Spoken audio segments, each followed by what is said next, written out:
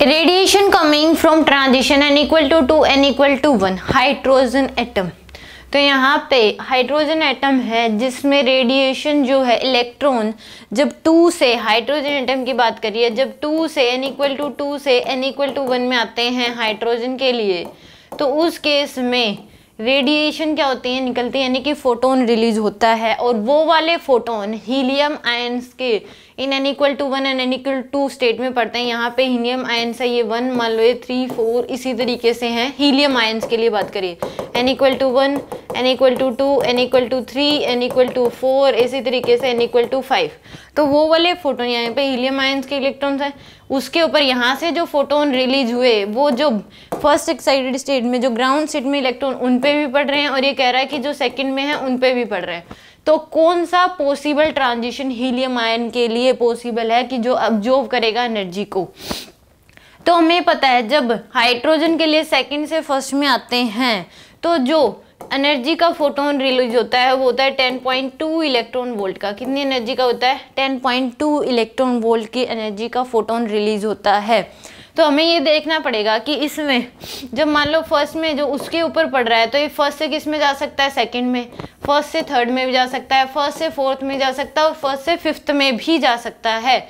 और सेकंड वाले पे पड़ रहा है तो सेकंड से थर्ड में जा सकता है, सेकंड से फोर्थ में जा सकता है, और सेकंड से फिफ्थ में जा सकता है। तो फर्स्ट जो स्टेट है उसमें एनर्जी जो होती है हीलियम आयन की, वो होती है 13.6 इंटू में 4, इतनी होती है। इसमें अगर देखोगे तो क्योंकि एनर्जी जो ई की एनर्जी वैल्यू होती है वो क्या होती है, माइनस 13.6 इंटू में Z square by n square. तो जेड स्क्वेयर की वैल्यू जो होगी वो क्या होता है, हीलियम आयन के लिए 2, तो उसका स्क्वेयर करोगे तो 4, एन की वैल्यू यहाँ पे 4। इसके लिए देखोगे तो -13.6 4 डिवाइड बाय में 2 का स्क्वेयर 4, तो ये कितनी आ जाएगी, -13.6। इसकी अगर देखोगे तो -13.6 इंटू 4 बाय 9, इसके लिए -13.6 इंटू में 4 बाय में 16, ये आएगी आपके पास।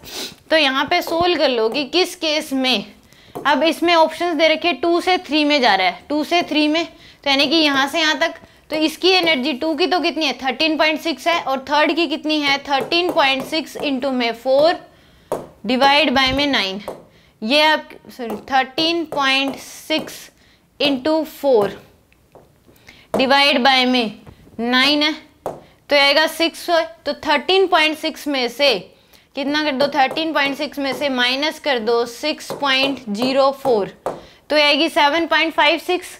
जब सेकंड से थर्ड में जा रहा है तो एनर्जी कितनी चाहिए, 7.56, तो ये तो नहीं होगा क्योंकि वो कितनी एनर्जी का फोटोन है, 10.2 का, तो ये नहीं हो सकता, फर्स्ट ऑप्शन तो नहीं होगा। सेकंड में 2 से 5 में जा रहा है, किसमें, 2 से 5 में, तो यहाँ की एनर्जी कितनी हो जाएगी, -13.6 इंटू 4 बाय में 25, तो 2 से 5 में, तो फिफ्थ की एनर्जी निकाल लो, 13.6 इंटू में कितना है 4, यह आ गया आपके पास डिवाइड बाय में 25, तो यार ये 2.17। तो इसमें से सेकंड से फर्स्ट में और यहाँ की कितनी आपके पास 13.6 है, तो यानी कि 13.6 माइनस 2.17, तो ये है 11.43, तो ये भी ऑप्शन नहीं होगा। फोर्थ में कह रहा है कि सेकंड से फोर्थ में, सेकंड की तो 13.6 है, फोर्थ की कितनी है आपके पास 13.6 इंटू 4 डिवाइड बाय में 16, ये आपके पास 3.4 है, तो यानी कि 13.6 माइनस 3.4, तो कितनी आ रही है 10.2, तो यानी कि डी ऑप्शन क्या होगा इसका करेक्ट होगा। इतनी एनर्जी का फोटोन यहाँ से रिलीज हो रहा है, तो इतनी एनर्जी का हीलियम आयन लेके 2 से 4th में जा सकता है, तो यानी कि आंसर क्या आएगा, डी ऑप्शन करेक्ट होगा इसका।